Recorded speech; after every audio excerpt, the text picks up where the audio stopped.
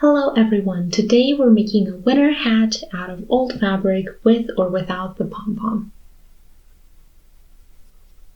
So here is everything we're going to need for today. So I have here some fabric leftovers that I want to use, and it's as always fabric scissors, something to measure with, some pins. Here I have an additional hand gauge and fabric chalk. Also I have wax paper or pattern paper if you have it, then a pen so that we can draw on it as well. Or if you maybe have a pattern that's already for a winter hat, you can use that. Thread should be in the matching color to your fabric, and we're going to need a regular sewing needle. So our fabric leftovers here, the size should be at least 40 times 60 centimeters, so the more the better. So I have here some parts out of an old sweater. Actually, I did another video with the rest of it. So if you want to see how you can do a really nice sweater vest out of an old sweater, you can click on the link up here and check it out. And then last but not least, you can do a pom-pom on top, or you can just leave it out. So I have here two different kinds. So first we need to deal with the pattern. So if you have a finished one or one that you would like to print out, then you're already set. But if you want to make one, I'm going to show you how. So here is my wax paper that I'm going to use. And you can see here, I already have this shape done, but I wanted it a little bit longer and I just made sure that it fits my head size. So here are 14 centimeters in width, and what we're going to do is take four total pieces of the same thing and connect them then in the end. So that's going to be pretty much it. So in most cases you're going to have something that looks like this, and then on the bottom I want to just fold over so that I have it kind of bigger. So that's the section here. You can of course do it without it, and that way you're not going to have this little fold at the end, but you're going to need less fabric for it. So what we're going to do is cut out 4 pieces of this top section, and something that you can do as well. So this section on the bottom, you can cut out a little bit larger than that as well. So this top section that we're going to work on now is going to be connected with this bottom section that we have right here. So in this case, you see that I basically connected these, and I have here 11 centimeters, which means that I'm going to have 14 times 11 additionally. So I have here also the total length of 32 centimeters. So that means that we can transfer this onto our fabric, cut it out, and then when we fold it later, it's going to look like this. So I hope you can imagine it already on the hat itself, but if not, we're going to get to it in a minute. So the stitches are going to be visible from the inside, but not from the outside, and this is just due to the fact that I don't have enough fabric to do 2 layers. So an inside and an outside layer. So if you have enough fabric, you can actually do that and then have clean stitches hidden away. So now that I transferred my little pattern onto the fabric, so you see here the width is perfect. So as I said, I measured this according to my head size and what I want it to get in the end. You might need to adjust a little bit, but it should work just fine if you use my measurements. So another thing to think about is the room that the stitches are going to take. So this little pattern doesn't have those measurements, which means I'm going to need a little bit more on each side. So you see here that this was a sleeve, so I got rid of it for the other project, and I'm going to unstitch this, unfold it, and then I'm going to have a bigger piece of fabric that I can work with more easily. And then I can transfer this little pattern 2 times onto that sleeve and have enough room for the stitches as well. So that way we can actually do 2 pieces and not have to do an extra stitch in the middle. So you can of course do 4 pieces, but if you have enough room, then you can even do 2 pieces or even 3 or all 4, one next to another. So the more pieces you can fit on there, the more stitches you're gonna save. So I'm gonna transfer this now, and then I'll cut it out and I'll be back. Also, an important thing to remember, since this is knitted, we need to make sure that when we cut, we don't destroy the stitches. So we're just going to be careful with it.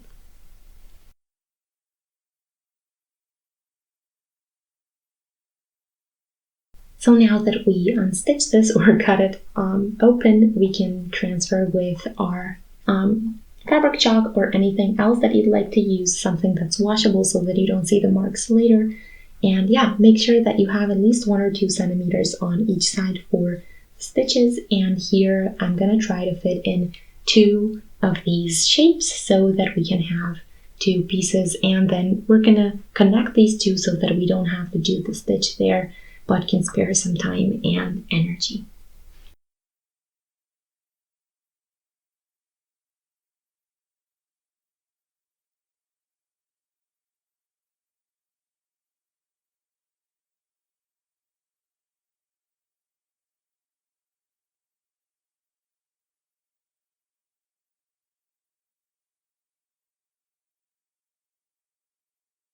So here are the marks now. I hope you can see them nicely. And now what I did is just made sure that the sizes are big enough and that the lines are straight so that we later have a nice and symmetrical result.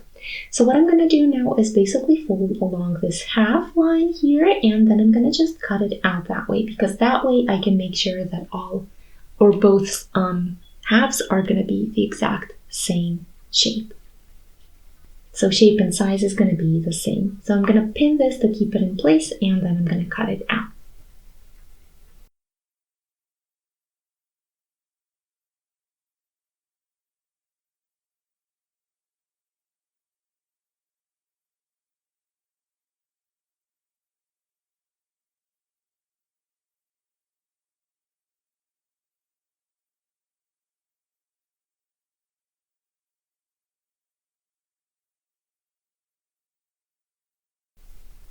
Now the next step is just to check if your pattern piece, so the wax paper shape, is the exact same as the shape of your fabric.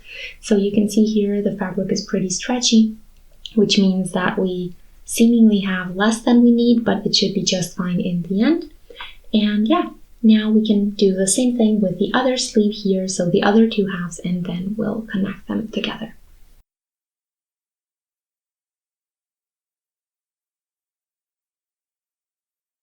So you can take this piece instead of the wax paper, whichever you find easier, and we're basically going to repeat the exact same step. I'm going to fold this in half, I'm going to transfer the shape from my already existing piece, and I'm going to cut it out. Also remember to pin it together to keep it in place.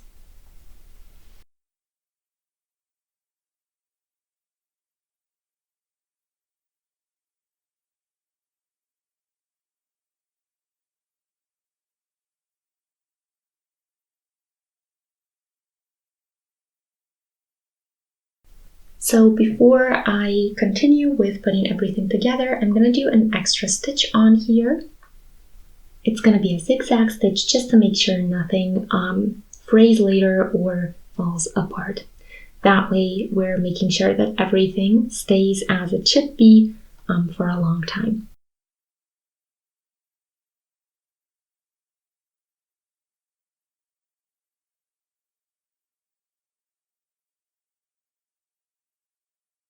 So you see here what the edges look like now. The zigzag stitch did a really weird effect here. I think I kind of like it. But of course, in the end, when we do the stitches, they're going to be nice and neat, so that's not going to be visible at all. Now I'm going to iron over this, and then it's going to be a little bit flatter and easier to work with later. So that's an easy trick that you can do. Make sure that the iron is not too hot so that you don't burn your fabric. If you still have issues that these edges are not straight enough, so then in that case you can unstitch the whole thing and just do it at the very end. So now that we have this done, we can put these 2 together. So now the first step is to put the fabric pretty side on pretty side, one piece on top of the other, and then we can start with the edges here. So we would pin everything to keep it in place and then just do a stitch from the bottom all the way up. And this means that we're just doing the side stitches for now. So that means that this bottom section is going to stay open for now. So we're not going to do there any stitches except for maybe seaming stitches. And these sections are going to stay open for now. So we're just going all the way to the tips here, and that's where we're going to stop. So right here. And yeah, that's going to be our first step. And then the following step is going to be the middle and everything else.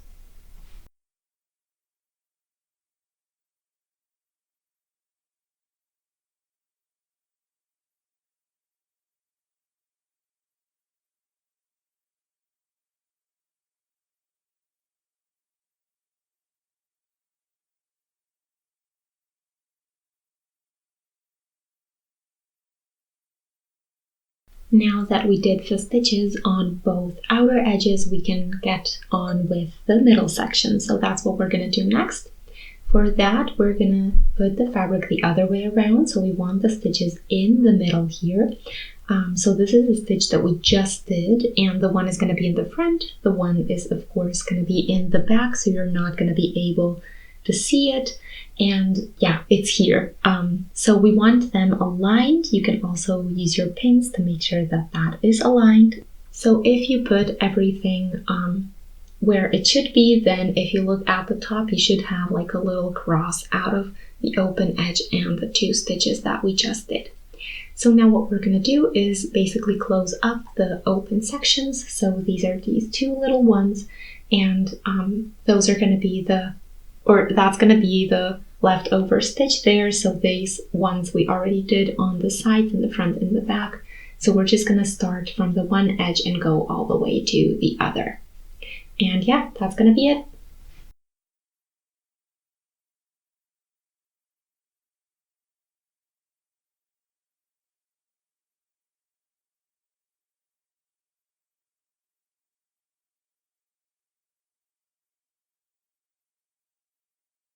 And this is now the top section of the hat, which is exactly what we want. So you see here the little cross on here, and that's exactly what we needed. And that way we know everything is closed up. And yeah, what you can do now is just iron over it a little bit, fold the one half, or the one side on the one side and the other in the other direction. That way you can even fold it nicely when you're not wearing it. But apart from that, we can turn it inside out and look on the outside if everything's looking nice. So you see here, we can't see the stitches, but they are very neat, and it looks almost like a store-bought hat, which is exactly the point. So yeah, now we have just a couple more things to do, and then we're completely done. So as I said, I wanted this bottom section to have kind of the fold over. So I have a little bit more fabric than I would need without it. So this is of course optional. You can skip this part, but I wanted to show you in case you want to do it. So you can of course fold it twice, and that way you don't even have to do anything and you're pretty much done. So you can see the stitch here on the outside if you decide to do that. It's not the prettiest version, but we can work on that. So here you see that I marked the spot where I want it to be folded. So we're going to turn it inside out again. And then what we're going to do is cut out these little bits on the outer side of the stitch, just to make sure that it's as little fabric as possible without ripping the stitch. So that way it's going to look really neat on the outside and it's not going to be visible.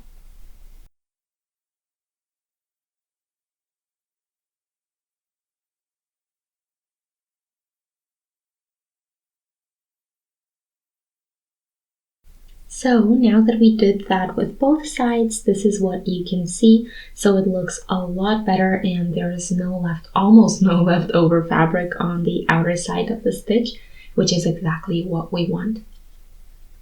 So yeah, now that it's nice and neat, we want to deal with the fold section as well. So you can see here that this little section is actually a little bit crooked, and that's on purpose, just so it fits better with the upper section, so that it's not as visible when you turn it inside out. So yeah, this is where our mark is, and now we're basically gonna pin this section right here. And that way we have the stitch covered. So the stitch is on the inside, so to speak, and then we can do a stitch right there so that it's not weird later. So what we're gonna do is do our regular straight stitch over this section, and we just need to make sure that it's as close to the edge as possible. So here, just straight, and make sure that everything is nice and aligned so that you don't have a weird result later. So then you can turn it inside out and check it out, but this is our next step.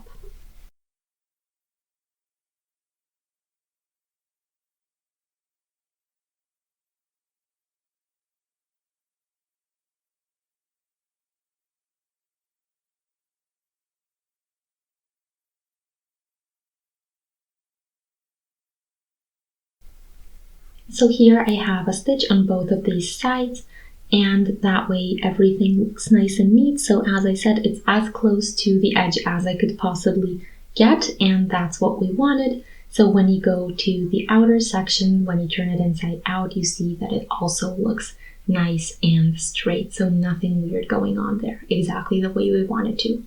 So now when you fold it over twice, you don't have to do a seaming stitch.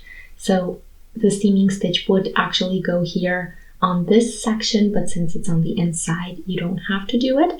And you can see here, it looks a little bit neater and it looks like a stitch that you wanted to do. So it's an extra stitch instead of just open fabric.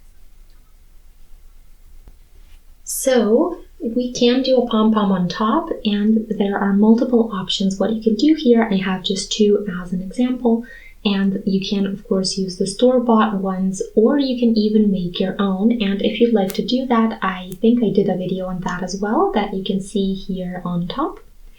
And yeah, it's super easy. It takes just a couple of minutes, and then you can make your hat done. Or if you prefer the pom-pom, a hat without a pom-pom, of course, you can just leave it out. I'm also going to show you, in case you do want to do it, what we're going to do and how we're going to connect it. So here you see a double thread with a little bit thicker knot so that everything stays in place. And now I'm going to go through the middle of the pom-pom, and I'm going to go around twice, and then I'm going to move on to the hat.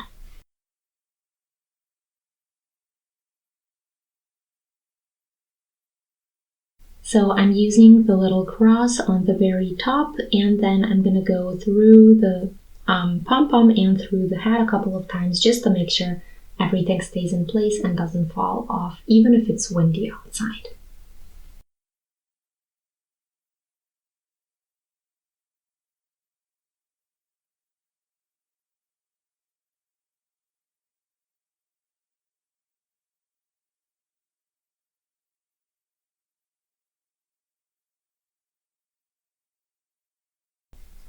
So here you can see our finished upcycled winter hat with a pom-pom on top. So I hope you guys enjoyed. Feel free to shoot us a thumbs up. You can also subscribe to our channel, and if you'd like, you can click on the notification bell. That way you'll get notified every time we post something new.